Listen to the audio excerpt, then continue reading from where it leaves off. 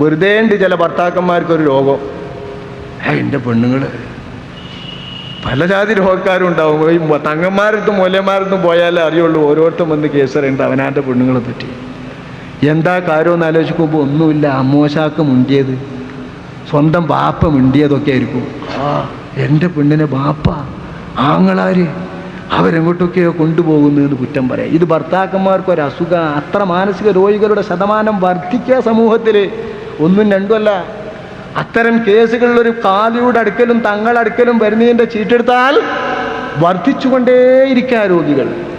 ആ തരം രോഗത്തിനടിമയായിട്ട് സ്വന്തം പെണ്ണുങ്ങളെ ദുസ്സംശയം വെച്ചിട്ട് തടയരുത് എന്നായി പറഞ്ഞതിൻ്റെ അർത്ഥം എന്ന് ഇമാം ഷാഹു വലിയുല്ലാഹി ദഹ്ലവി ഹദീസ് വെച്ചിട്ട് തൻ്റെ ഹുജ്ജത്തുല്ലാഹിൽ ബാലിഗയിൽ വിവരിക്കുന്നുണ്ട്. ഞാൻ പറഞ്ഞു വരുന്നത്, വീക്ഷണം എങ്ങനെയായിരുന്നാലും ഹനഫി മദ്ഹബിലെയും ഷാഫിഈ മദ്ഹബിലെയും മാലിക് മദ്ഹബിലെയും ഹംബലി മദ്ഹബിലെയും പണ്ഡിതന്മാർ ആസകലം ഈ ഹദീസുകൾ മുഴുവൻ കണ്ടവരാണ്, കണ്ട് ചർച്ച ചെയ്തവരാണ്, വിചിന്തനം നടത്തിയവരാണ്, സംവാദം നടത്തിയവരാണ്. അവരതിൻ്റെ ആശയം വ്യക്തമാക്കിയവരാണ്, കാണാതെ പോയതല്ല. പിന്നെ അവരൊക്കെ കറാഹത്താന്ന് പറഞ്ഞത് എന്താ? ഇമാമുന ശാഫിഈ റളിയല്ലാഹു അൻഹു തങ്ങളവർകൾ പറഞ്ഞ വളരെ വ്യക്തമായ പ്രമാണങ്ങൾ ധാരാളമുണ്ട്. ഒരു ഹദീസ് മാത്രം പിടിച്ചിട്ട് ലാ തംനഉ ഇമാ അല്ലാഹ് മസാജിദല്ലാഹ്, അള്ളാന്റെ അടിയാത്തുകളെ പള്ളിനെ തൊട്ട് തടയരുത് എന്ന് തന്നെ ഹദീസ് എന്ന് പറഞ്ഞുകൊണ്ട് മാത്രം നിന്നാ പോരാ. അത്തരം ഒരു ഹദീസ് മാത്രമല്ല റസൂലുള്ളാഹിക്കുള്ളത്. ആ ഹദീസിന് അത്രയും വചനം മാത്രമല്ല എല്ലാ റിപ്പോർട്ടിലുമുള്ളത്. അള്ളാന്റെ റസൂലിന്റെ വചനങ്ങൾ പരിശോധിച്ചാൽ ഇമാം നവവി തന്റെ ശറഹ് മുസ്ലിമിൽ എഴുതുന്നത്, എല്ലാ ഹദീസും കൂട്ടി വെച്ചിട്ട് ചർച്ച ചെയ്താൽ ഒരുപാട് ഷർത്തുകൾ പെണ്ണുങ്ങൾ പള്ളിയിൽ പോകൽ അനുവദനീയമാണെങ്കിൽ തന്നെയുണ്ട് എന്നാണ്. ആ നിബന്ധനകളൊക്കെ പാലിച്ചാൽ തന്നെ ആണുങ്ങളും പെണ്ണുങ്ങളും പുരുഷന്മാരും പങ്കെടുക്കുന്ന ജുമുഅ ജമാഅത്തിൽ പങ്കെടുക്കൽ കറാഹത്താണ്. അതൊഴിവാക്കിയതിന് പുണ്യം കിട്ടും. അപ്പുണ്യം തടഞ്ഞിട്ട് തെറ്റാണെന്ന് റസൂല് പറഞ്ഞ, പുണ്യമില്ലെന്ന് റസൂല് പഠിപ്പിച്ച, വ്യക്തമാക്കിയതായ ഒരു കാര്യത്തിലേക്കാണ് വിവാദമുയർത്തുന്ന ആളുകൾ നിലവിലുള്ള നല്ല പുണ്യത്തിൽ നിന്ന് പെണ്ണുങ്ങളെ കൊണ്ടുപോകുന്നതെന്ന് വരുന്നത് ഏറ്റവും മോശപ്പെട്ട പരിണതിയല്ലേ? ശറഇന്റെ കാര്യം ചർച്ച ചെയ്യുന്നവരെ സംബന്ധിച്ച്, ഇസ്ലാമിക പ്രബോധകരെ സംബന്ധിച്ച് വളരെ മോശപ്പെട്ട പരിണതിയാണിത്. ഇങ്ങനെ നമ്മൾ പോയാൽ ഒരുപാട് സുന്നത്തുകൾ പോകും, ഒരുപാട് പുണ്യങ്ങൾ നിങ്ങൾ തടയും. അതുകൊണ്ട് അള്ളാന്റെ റസൂല് പറഞ്ഞ ഹദീസുകൾ ശരിക്ക് പഠിക്കണം. ലാ തംനഉ ഇമാ അല്ലാഹി മസാജിദ് തന്നെ വിളിക്കുക.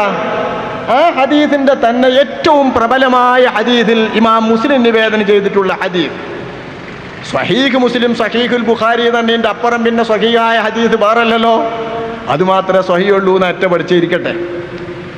സ്വഹീഹ് മുസ്ലിമും സ്വഹീഹുൽ ബുഖാരിയും നിവേദനം ചെയ്തിട്ടുള്ള ഹദീസുകൾ പരിശോധിച്ചാൽ തന്നെ അള്ളാഹുവിന്റെ റസൂലിനെ സംബന്ധിച്ചിടത്തോളം റസൂലുള്ള പറഞ്ഞ ഹദീസിൽ ലാ തംനഉ ഇമാ അല്ലാഹി മസാജിദല്ലാഹ് എന്ന് പറഞ്ഞ ഹദീസിന്റെ മുട്ടിൽ ഒരു റിവായത്തിൽ ലാ തംനഉ നിസാഅകും ഹുദൂദഹുന്ന മിനൽ മസാജിദി എന്ന, നിങ്ങളുടെ പെണ്ണുങ്ങൾക്ക് പള്ളിയിൽ നിന്ന് അവർക്ക് കിട്ടേണ്ട അംശം നിങ്ങൾ തടയരുത്.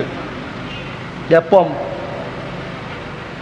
ഇദസ്തദനൂക്കും, വ്യക്തമായി നിങ്ങളോട് സമ്മതം ചോദിക്കാൻ അവർ തുനിഞ്ഞാൽ, അവന്മാർ തുനിഞ്ഞാൽ.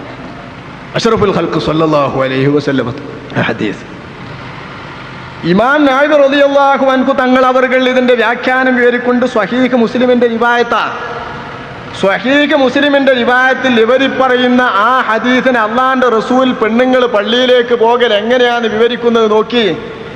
അള്ളാന്റെ റസൂല് നിങ്ങൾ കാണുന്ന ഏതെങ്കിലും പണ്ഡിതനോ ദീക്കി അന്തസോദീക്ക് പഠിപ്പിക്കുന്ന അഫ്ദലുൽ ഉലമയോ അല്ല. അള്ളാന്റെ റസൂലിന് അല്ലാഹു തആല അക്ഷരാഭ്യാസം നൽകാതെ ഒത്തുപള്ളി പോകാതെ മദ്രസിൽ പോകാതെ അന അഫ്സഹുൽ അറബ് ബൈദഅന്നി മിൻ ഖുറൈശ്, ഞാൻ അറബികളിൽ വെച്ച് ഏറ്റവും വലിയ ഫസീഹാൻ, ഏറ്റവും വലിയ സാഹിത്യകാരനും ഏറ്റവും വലിയ ഭാഷാപടവുമാണ്. ഈ ഭാഷാ പരിജ്ഞാനം എനിക്ക് കിട്ടിയത് എൻ്റെ ഖുറൈശി വംശത്തിന്റെ പുണ്യമാണ്. ആ ഖുറൈശി വംശത്തിന്റെ പ്രത്യേകതയാണ് എന്ന അക്ഷരം അറബി ഭാഷയിലല്ലാതെ മറ്റൊരക്ഷരം വേറെ അതുപോലെ ഉച്ചരിക്കേണ്ടത് ഒരു ഭാഷയിലുമില്ല. അത്തരം ഭാഷ അല്ലാഹു തആല അനുഗ്രഹിച്ചിട്ടുള്ള, വിപുലപ്പെടുത്തിയിട്ടുള്ള അക്ഷരങ്ങൾ കൊണ്ട് അനുഗ്രഹിച്ചിട്ടുള്ള ആ ഭാഷ ആ ഭാഷ സംസാരിക്കുന്നവരിൽ വെച്ച് ഏറ്റവും വലിയ ഫസീഹ് ഞാനാണെന്ന് പറഞ്ഞു അല്ലാഹുവിന്റെ റസൂൽ പറയുന്നു, ലാ തംനഉ നിസാഅകും ഹുദൂദഹുന്ന മിനൽ മസാജിദി ഇദസ്തദനൂകും. രണ്ടെണ്ണമുണ്ട്. ഒന്ന്, എന്റെ മുജാഹിദുകളും ജമാഅത്തുകാരും പുത്തൻവാദികളും മുഴുക്ക ശ്രദ്ധിക്കണം. പെണ്ണുങ്ങൾ വെറുതെയെങ്കിലും വീട്ടിൽ നിൽക്കുമ്പോഴും മടങ്ങിയിട്ട് നിൽക്കുമ്പോഴും ഇന്ന് നമ്മുടെ കേരളത്തിലുള്ള നിലപാടിൽ നിൽക്കുമ്പോഴും നിൽക്കുന്ന രൂപത്തിൽ പെണ്ണുങ്ങൾ അവരുടെ വീടിന്റെ അകത്ത് നിസ്കരിക്കുന്ന വഴക്കമാണെങ്കിൽ പിത്തനുണ്ടാക്കിയിട്ട് നിങ്ങൾ അവരെ നയിച്ചോളിന്ന് ഹദീസിലില്ല. വെറുതെ ഉറങ്ങിക്കിടക്കുന്നവരെ നോക്കിയിട്ട് പൊയ്ക്കോളിന്ന് സമ്മതം കൊടുക്കണമെന്നും ഹദീസിലില്ല. അല്ല, അങ്ങനെയാണല്ലോ ഒന്ന് നടക്കുന്നത്. നിങ്ങളൊരൊറ്റ ആളെ കെട്ടിയോളും വീട്ടിൽ പോകാൻ വേണ്ടി പള്ളിയിൽ പോകാൻ സമ്മതം ചോദിച്ച ചരിത്രം കാണൂല. നിങ്ങൾ പിടിച്ചലിച്ച് കൊണ്ടുപോണ്ടി വരും. അതാണ് നമ്മളെ പെണ്ണുങ്ങളെ ചരിത്രം. സത്യം അതല്ലേ? വാദത്തിന് വേണ്ടി പറഞ്ഞാ പോരാ. മനസ്സാക്ഷിയിൽ കൈവച്ചിട്ട് സ്വന്തം വീട്ടിൻ്റെ അകത്തെ പെണ്ണുങ്ങളുടെ അനുഭവം വെച്ചിട്ട് എൻ്റെ ചെറുപ്പക്കാരാ ആലോചിക്ക്. നിന്റെ വീട്ടിൽ നിന്റെ ഭാര്യയും നിന്റെ വീട്ടിൽ നിന്റെ ഉമ്മയും നീ കൈപിടിച്ച് പ്രേരിപ്പിച്ച് വലിച്ചെങ്കിലല്ലാതെ ഞാനും പോർച്ചങ്ങളൊപ്പം പള്ളിക്ക് ഇന്ന് കൊശി പറഞ്ഞ് സമ്മതം ചോദിച്ചിട്ട് നമ്മളെ നാട്ടിൽ ഒരൊറ്റ പെണ്ണും പോരൂല. പിന്നെങ്ങനെ റസൂലുള്ളാന്റെ ഹദീസിന്റെ അടിസ്ഥാനത്തിൽ തന്നെ സമ്മതം ചോദിച്ചാ തടയരുത് എന്ന് പറഞ്ഞത് നിങ്ങൾക്ക് ബാധകമാകും, ഈ വിവാദത്തിന് ബാധകമാകും. നല്ല ഈ സ്ഥിതി മാറ്റിമറിച്ചിട്ട് അരുതാത്തതുണ്ടാക്കാൻ കാരണമാകും. ആലോചിക്കണ്ടേ? ഇത് വെറുതെ പറയുന്നതല്ല, സാധാരണക്കാർ ആലോചിക്കണം. എല്ലാ ഹദീസിലുമുള്ളത് ഇദസ്തദനക്കും അല്ലെങ്കിൽ ഇദസ്തദനൂക്കും. സമ്മതം ചോദിക്കൽ മുഹഖഖായാൽ, സുദീർഘമായും വിടാതെ സമ്മതം ചോദിച്ചാൽ അതിന്റെ അർത്ഥം കുറച്ചൊക്കെ കേൾക്കാതെ നോക്കാ അല്ലേ? കുറച്ചൊക്കെ കേട്ടില്ല കേട്ടു എന്നരുതി നിന്നോക്കാ. വയ്യാതെ കൂടിയിട്ട് ചോദിച്ച് തന്നെ നിങ്ങളെ ശല്യപ്പെടുത്തുന്നുണ്ടെങ്കിൽ അത്തരം പെണ്ണുങ്ങളെ നിങ്ങൾ തടഞ്ഞു വയ്യാവേല് സൃഷ്ടിച്ചിട്ട് വീട്ടിൽ കലഹമുണ്ടാക്കാൻ നോക്കണ്ട. ഇദസ്തദനൂക്കും, അവന്മാർ ആൺകൂസന്മാരാണ്, അത് പെണ്ണുങ്ങളുടെ സ്വഭാവമുള്ളവരല്ല. സമ്മതം അങ്ങനെ നിങ്ങളെ വിടികൂടാതെ ചോദിച്ചിട്ട് നിങ്ങൾക്ക് ഉറപ്പ് തരുന്ന സമ്മതം ചോദിക്കുന്ന ആ പെണ്ണുങ്ങൾ അവന്മാരാണവർ. അവന്മാരെന്നവരെ വിളിക്കണം. ശഫീഉനാ റസൂലുള്ളാഹി. ഇത് ഞാൻ പറയല്ല, അല്ലാഹുവിന്റെ റസൂലിന്റെ ഹദീസാണ്. ഏത് ഭാഷ അറിയുന്നവനും അറിയാ. ഇസ്തഗ്ദന, അവനൊരു പുരുഷൻ സമ്മതം ചോദിച്ചു. ഇസ്തഗ്ദന, 2 പേർ പുരുഷന്മാർ സമ്മതം ചോദിച്ചു. ഇസ്തഗ്ദനൂ, അവന്മാർ പുരുഷന്മാർ സമ്മതം ചോദിച്ചു. യാ അയ്യുഹല്ലദീന ആമനൂ, ആമനു സർഫാക്കല്ലത്. അല്ലദീന ആമനൂല് പെണ്ണുങ്ങൾ പെട്ടോ പെട്ടില്ലേ എന്നുള്ള ചർച്ചയല്ല. അതും പറഞ്ഞ് എന്റെ വക്കാബി കയറു കൊടുത്ത് വരണ്ട. അള്ളാന്റെ റസൂല് പെണ്ണിനെ മുമ്പ് പറഞ്ഞിട്ട് ആ പെണ്ണിലേക്ക് മടങ്ങുന്ന സ്ത്രീലിംഗത്തിന്റെ ലമീർ മാറ്റിയിട്ട് ലമീർ റസൂലുള്ള പുരുഷന്മാരുടെ ലമീർ കൊടുക്കുന്നുണ്ടെങ്കിൽ ആശയപരമായി അത് യാഥാർത്ഥ്യമാക്കണമെങ്കിലും ഭാഷാപരമായി അത് സ്വീകരിക്കണമെങ്കിലും അള്ളാന്റെ റസൂൽ പറഞ്ഞ വാക്കിന് സാരം ഇങ്ങനെ മനസ്സിലാക്കണം. അവന്മാർ. ഇതാണ് ഏറ്റവും വലിയ മുഹദ്ദിസും ഹദീസ് വ്യാഖ്യാതാവുമായ ഇമാമുൻ നവവി റളിയല്ലാഹു അൻഹു. അള്ളാന്റെ റസൂലിന്റെ ഹദീസും അള്ളാഹുവിന്റെ റസൂലിന്റെ വചനങ്ങളും നല്ലപോലെ അറിയുന്ന പണ്ഡിതൻ.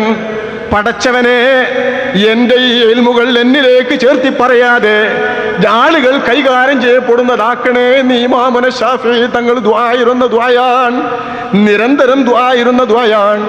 ആയിരക്കണക്കിന് ശിഷ്യന്മാർക്ക് പഠിപ്പിക്കുമ്പോൾ മൂപ്പര് പറയും, പടച്ചോനെ എൻ്റെ ഇൽമിനെ എന്നിലേക്ക് ചേർത്തി പറയാതെ പടച്ചവനെ നീ ഈ ഇൽമിനെ പരത്തണേ.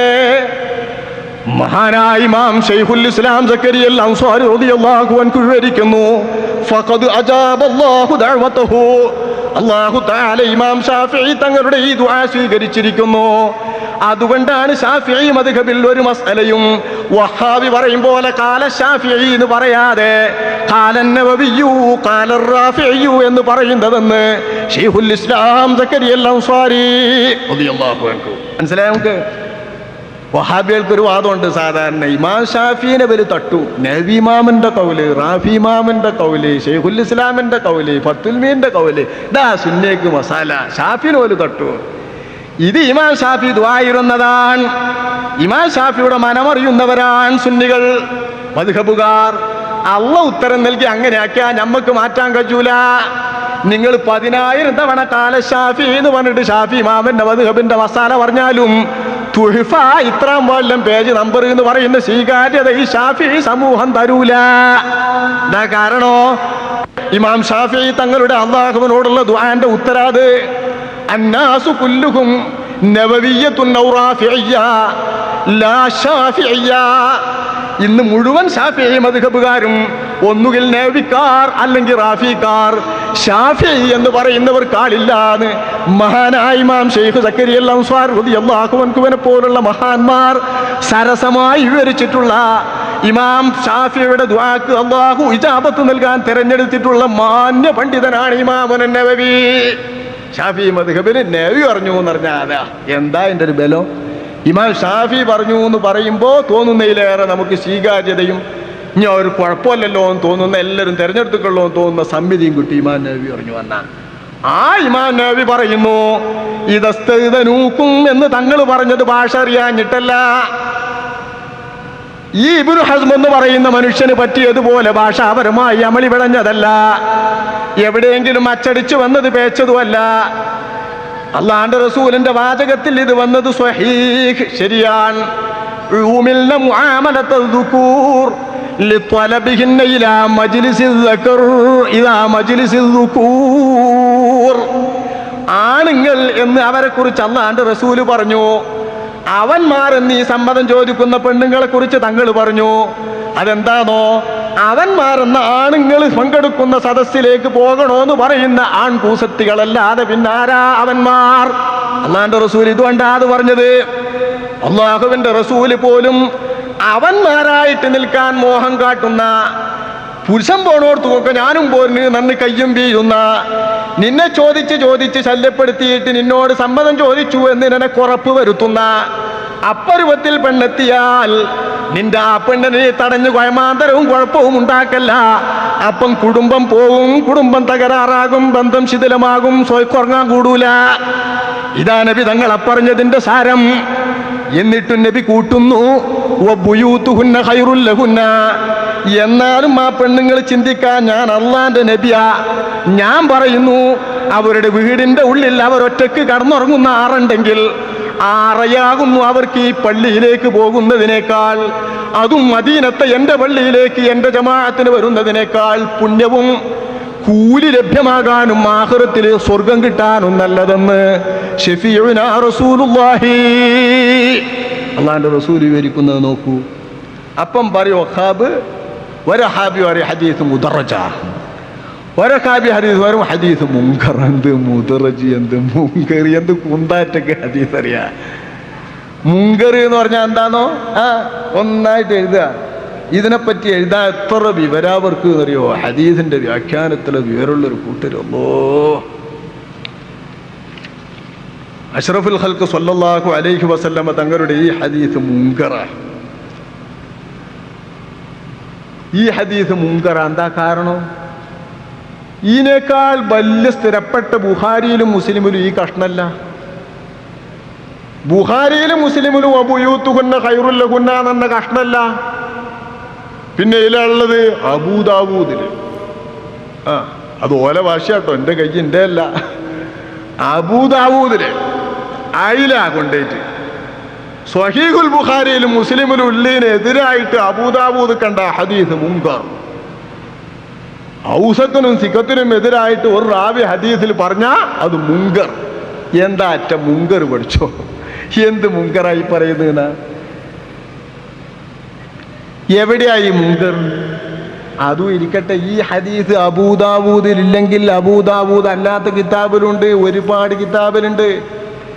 ഇമാം ബുഖാരിയും ഇമാം മുസ്ലിമും മാത്രം നിവേദനം ചെയ്യുന്ന റാവികളെ തന്നെ നിരത്തിയിട്ട് ഈ ഹദീസുണ്ട്. ഞാൻ പറയട്ടെ, ഞാൻ നേരത്തെ പറഞ്ഞില്ലേ അഹ്മദ് തന്റെ മുസ്നദിൽ നിവേദനം ചെയ്ത ഹദീസില്ലേ, ഇമാം അഹ്മദിന് എത്ര ആള് വേണം? ഹദ്ദസനാ ഹാറൂനു ഖാല ഹദ്ദസനാ അബ്ദുല്ലാഹ് ഇബ്നു വഹബ് ഖാല ഹദ്ദസനി ദാവൂദ് ഇബ്നു ഖൈസ് عن عبد الله بن سويد الأنصاري عن أمته أم حميد امرأة أبي حميد الساعدي رضي الله عنه. അതൊരു പെണ്ണയിൽ ഉണ്ടായതുകൊണ്ടാണ് ഒരു ദർജ ഏറിയത്. അല്ലെങ്കിൽ കുറഞ്ഞ ആൾ മതി ഇമാം അഹ്മദ് റളിയല്ലാഹു അൻഹു. എന്നിട്ടുള്ള സനദിൽ കാണാം അള്ളാന്റെ റസൂലിന്റെ മുമ്പിൽ ഉമ്മു ഹുമൈദിന് സായിദിയ്യ റളിയല്ലാഹു അൻഹ വന്നിട്ട്, അള്ളാന്റെ റസൂലെ, തങ്ങളിമാമത്ത് നിൽക്കുന്ന മദീനത്തെ പള്ളിയിലെ ജമാഅത്തിൽ കൂടാൻ എനിക്കിഷ്ടമുണ്ട്, പക്ഷേ യംനഉനാ അസ്വാജുനാ, ഒരു റിവായത്തിലെ ഞങ്ങളെ ഭർത്താക്കന്മാര് ഞങ്ങളെ തടയുന്നു. ഇന്നി ഉഹിബ്ബു സ്വലാത്ത മഅക, തങ്ങളുടെ കൂടെ നിസ്കരിക്കാൻ എനിക്ക് വല്ലാത്ത പൂതിയുണ്ട്. അല്ലാഹുവിന്റെ റസൂല് പറയുന്നത്, ഖദ് അലിംതു അന്നകി തുഹിബ്ബീന സ്വലാത്ത മഈ, എന്റെ കൂടെ നിസ്കരിക്കാൻ, എന്റെ പള്ളി നിസ്കരിക്കാൻ, ഒരാൾക്കത്തിന് 1000 റക്അത്ത് പുണ്യം കിട്ടുന്ന പള്ളി നിസ്കരിക്കാൻ, അബൂബക്കർ സിദ്ദീഖിന്റെ ഉമറുൽ ഫാറൂഖിന്റെ പിന്നിൽ നിസ്കരിക്കാൻ, അവരൊക്കെ ദുആർക്കുമ്പോ ആമീൻ എന്ന് പറയുന്ന കൂട്ടത്തിൽ പെട്ടിട്ട് ദുആ സ്വീകരിക്കാൻ നിനക്ക് കമ്പമുണ്ട്, ബൂതുണ്ട് എന്ന് എനിക്കറിയവണ്ണേ. പക്ഷേ വസ്വലാത്തുകി ഫീ ബൈതികി ഖൈറുൽ ലകി മിൻ സ്വലാത്തികി ഫീ ഹുജ്റതികി, നിന്റെ വീട്ടിലെ എല്ലാവരും ഉപയോഗിക്കുന്ന അറയിൽ നീ നിസ്കരിക്കുന്നതിലേറെ നീ മാത്രം കൂടുന്ന ഉപയോഗിക്കുന്ന നിന്റെ അറയിലുള്ള നിസ്കാരമാണ് പുണ്യം. നിന്റെ വീട്ടിലെ പൊതു അറയിൽ നിസ്കരിക്കുന്നതിലേറെ നിന്റെ വീട്ടിന്റെ നടുവറയിൽ നിസ്കരിക്കുന്നതാണ് പുണ്യം. നിന്റെ വീടിന്റെ നടുമുറ്റമറയിൽ നിസ്കരിക്കുന്നതിലേറെ നിന്റെ ഗോത്രത്തിലുള്ള ആളുകളുടെ പള്ളിയിൽ നിസ്കരിക്കുന്നതിനേക്കാൾ നിന്റെ വീടിന്റെ നടുവറയിൽ നിസ്കരിക്കുന്നതാണ് പുണ്യം. നിന്റെ ഗോത്രക്കാർ മാത്രം പങ്കെടുക്കുന്ന പള്ളിയിൽ നിസ്കരിക്കുന്നത്, ഞാൻ ഇമാമത്ത് നിൽക്കുന്ന 1 റക്അത്തിന് 1000 റക്അത്ത് പുണ്യം ലഭിക്കുന്ന എന്റെ ഈ പള്ളിയിൽ നിസ്കരിക്കുന്നതിലേറെ പുണ്യമാണ്. ഈ വസ്തുത നീ മനസ്സിലാക്കണമെന്ന് ഉമ്മു ഹുമൈദിന് സായിദിയ്യ റളിയല്ലാഹു അൻഹയോട് റസൂലുള്ളാഹി പറഞ്ഞതും, നിനക്ക് മോഹമുണ്ട്, ബൂതിയുണ്ട് എന്റെ ഈ വാക്ക് കൂടാനും എന്റെ സ്വഹാബാക്കൾ ആമീൻ പറയുന്ന ദുആയിൽ കൂടി മദീനത്തെ പള്ളിയിൽ നിസ്കരിക്കാനും ആഗ്രഹമുണ്ടെന്ന് എനിക്കറിയാം പെണ്ണേ എന്ന് പറഞ്ഞിട്ട് തങ്ങൾ പഠിപ്പിച്ചു കൊടുക്കുകയാണ്.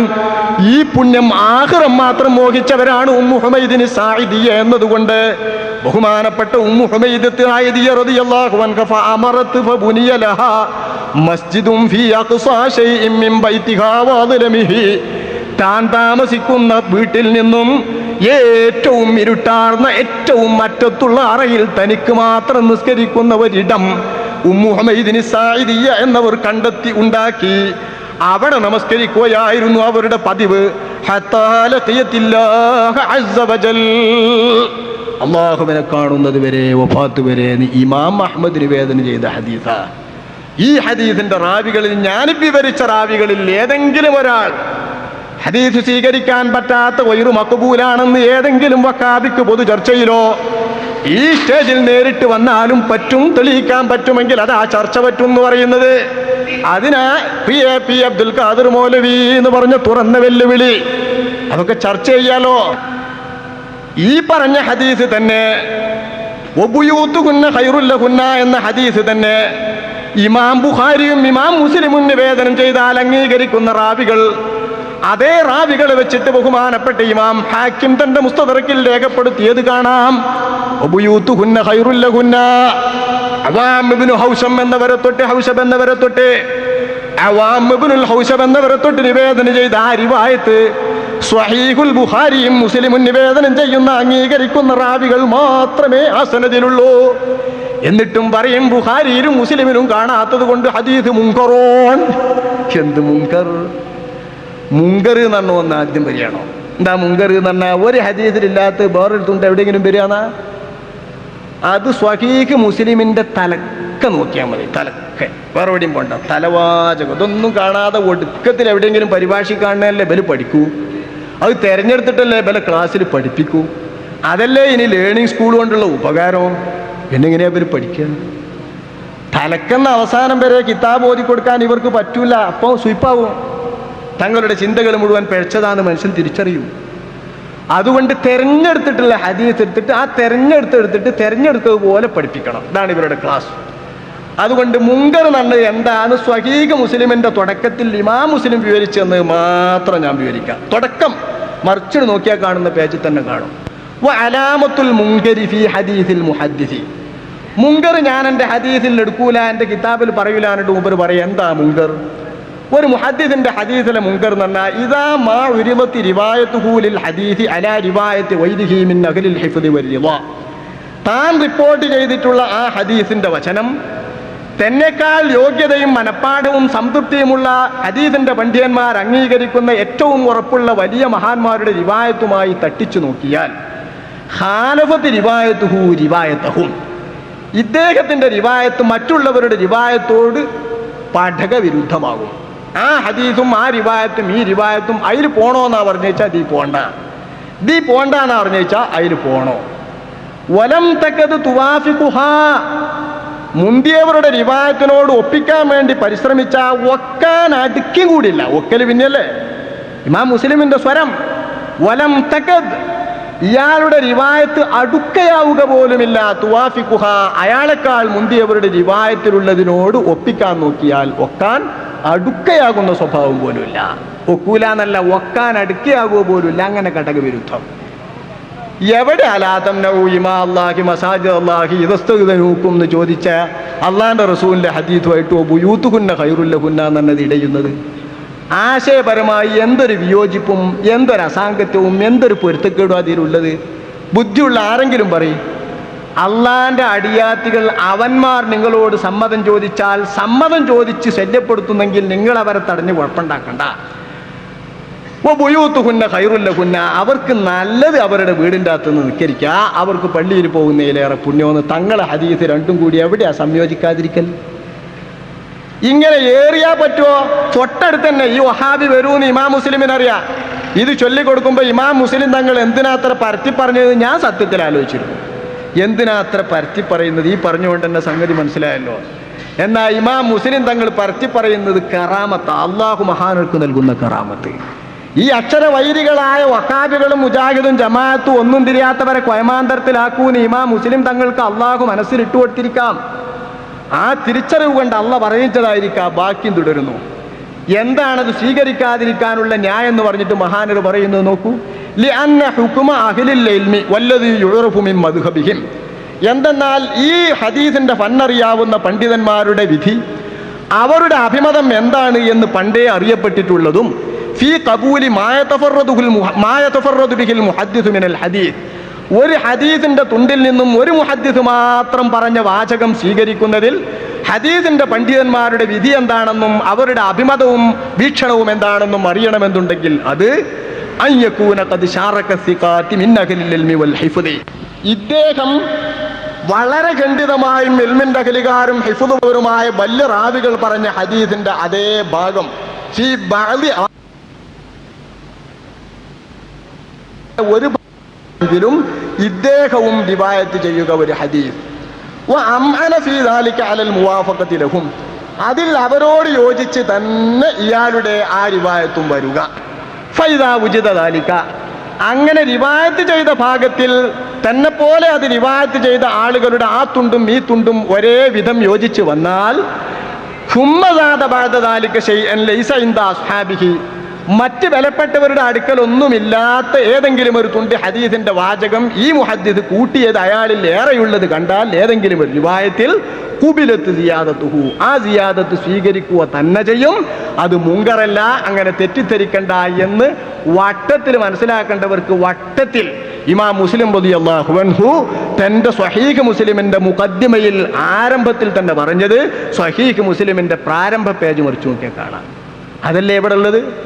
അബൂദാവൂദിന്റെ റിവായത്തിൽ ലാ തംനഉ നിസാകുമുൽ മസാജിദ ലാ തംനഉ ഇമാ അല്ലാഹി മസാജിദല്ലാഹ്, സ്വഹീഹുൽ ബുഖാരിന്റെ റിവായത്തിലും അത് തന്നെ, അത് രണ്ടും ഒന്നാ, ഒരു മാറ്റമല്ല. അതേ മാറ്റമില്ലാതെ അവരൊക്കെ റിവായത്ത് ചെയ്ത് അതേ തുണ്ട് ഹദീസ് റിവായത്ത് ചെയ്ത ഈ മഹാൻ അബൂദാവൂദിന്റെ ഹദീസിന്റെ മഹാൻ വബുയൂത്തുകുന്ന ഖൈറുല്ലകുന്ന എന്ന് ഏറെ റിവായത്ത് ചെയ്തെങ്കിൽ ആ ഏറെ റിവായത്ത് സ്വീകാര്യമാണത്, ഹദീസിൽ സ്വീകാര്യമാണ്, ഹുജ്ജത്താൻ, അത് മുങ്കറെന്ന് ധരിക്കണ്ട, അത് മുങ്കറല്ല എന്ന് ഇമാം മുസ്ലിം റളിയല്ലാഹു അൻഹു ഏതിലാ ഇനി ഇതിനെതിരായിട്ട് പറഞ്ഞേ? പിന്നെ എവിടെയാ ബല മുങ്കർ മുങ്കർ മുങ്കർ എന്ന് പറഞ്ഞിട്ട് എന്തെങ്കിലും പറയാ? സാധാരണക്കാരന് ഇത് തിരിയാത്തവനെ ആക്കാൻ മലയാളം എല്ലാത്തിനും. മുങ്കർ നിഷേധിക്കപ്പെട്ട ഹദീസ, മത്രൂക്ക് ഒഴിച്ചിടപ്പെട്ട ഹദീസ. എന്ത് സാധാരണക്കാരന് മുങ്കറിന്റെ പരിഭാഷ നിഷേധിക്കപ്പെട്ട ഹദീസ്, മത്രൂക്ക് സാഹിബുൽ ഹദീസ്, ഹദീസ് പോയോനാ. എന്ത് പോയോ? ഇങ്ങനെ ഓരോ റിവായത്തിന് ലാഭസബി തർക്കമില്ലാത്തവനാ. ഇങ്ങനെ അർത്ഥം വെച്ചിട്ട് ഹദീസിന്റെ സാങ്കേതികമൊക്കെ ആണെന്ന് പറഞ്ഞാൽ ഓൽക്കെന്ത് തിരിയാനാ? എന്താ ഈ ഹദീസ് എന്ന് അവർക്കറിയോ? അപ്പൊ അതുകൊണ്ട് മുങ്കർ ഷാദ് എന്നൊക്കെ പറഞ്ഞാൽ പഠിക്കണം. ബുയൂത്തുകുന്ന ഖൈറുല്ലകുന്ന എന്ന തുണ്ട് റിവായത്ത് ചെയ്ത ആ റാവികളിൽ നിന്ന് ഏതെങ്കിലും ഒരു റാവി, ഞങ്ങൾ ഉദ്ധരിക്കുന്ന റാവിയിൽ ഇമാം മുസ്ലിമും സ്വഹീഹ് മുസ്ലിമിലും ഇമാം ബുഖാരി തന്റെ സ്വഹീഹിലും സമ്മതിക്കുന്ന റാവി തന്നെ കാണിച്ചു തന്നിട്ട് ബോധ്യപ്പെടുത്തിയാലെങ്കിലും വീട്ടിലാണ് അവർക്ക് നിസ്കാരത്തിന് പള്ളിയേക്കാൾ പുണ്യമെന്ന് സമ്മതിക്കാൻ മുജാഹിദിനോ ജമാഅത്തിനോ തയ്യാറുണ്ടോ? എങ്കിലേ അള്ളാന്റെ റസൂലിന്റെ വചനവും ദീനിന്റെ പാരമ്പര്യവും അള്ളാന്റെ റസൂലിന്റെ പ്രാമാണികതയും പറയുന്നതിൽ അർത്ഥമുള്ളൂ. അല്ലേ പിന്നെ അർത്ഥമല്ല. തങ്ങളെ ഇച്ഛക്കൊത്തുള്ളതൊക്കെ എടുക്കുക, അല്ലാത്തൊക്കെ തള്ളുക എന്ന അഹ്ലുൽ അഹ്വാഇ വൽ ബിദ്അ എന്നാ അവരെ കുറിച്ച് സത്യം. അതാണ് അവർ തെളിയിക്കുന്നതെങ്കിൽ നമുക്ക് ഇവിടെ വിവരമില്ല. അതുകൊണ്ട് ഏറ്റവും പുണ്യമുള്ളത് വീടാ. ആ വീട്ടിൽ വെച്ചുള്ള നിസ്കാരത്തെ അട്ടിമറിച്ചിട്ട് പള്ളിയിലേക്ക്, അതിലും കറാഹത്താണ്, അത് ഒഴിവാക്കിയാൽ നിങ്ങൾക്ക് ഏറെ പുണ്യം തരാന്ന് അള്ള പറയുമ്പോ, അള്ളാന്റെ റസൂല് വിവരിക്കുമ്പോ ആ പുണ്യം ഞങ്ങൾക്ക് വേണ്ട. ഞങ്ങളെ മുസ്ലിയാരെ പ്രസംഗം കേട്ടാൽ മതി, ഞങ്ങളെ മൗലവിന്റെ ഉറുതി കേട്ടാൽ മതി, ഞങ്ങൾക്കൊന്ന് എരിഞ്ഞാൽ മതി എന്ന് പെണ്ണി പറയുമ്പോൾ അതിന് ഏണി വെച്ചു കൊടുക്കുന്ന മനുഷ്യ, നീ ദീനിനോടുള്ള സ്നേഹം കൊണ്ട് പറയല്ല, ധർമ്മത്തോടുള്ള സ്നേഹം കൊണ്ട് പറയല്ല. അത് സത്യമായി മനസ്സിലാക്കാം. ഏതെങ്കിലും ഒരു പെണ്ണിന് പുറത്തിറങ്ങാൻ ഒരു ചെറിയ ചാൻസ് ഇട്ടോ നോക്കി ഇറക്കാൻ നമ്മുടെ പെണ്ണുങ്ങൾ അല്ലേ? ചാൻസ് ചെറുത് കിട്ടിയ കാരണം പറഞ്ഞ് പുറത്തിറങ്ങാൻ വെമ്പൽ കൊണ്ട് നിൽക്കുന്ന പെണ്ണ്, അത് എന്റെയും നിങ്ങളുടെയും പെണ്ണൊക്കെ അതാ കണക്ക്. ആരെ പെണ്ണിനെ തടഞ്ഞു വെച്ചിട്ടും ഫലമല്ല.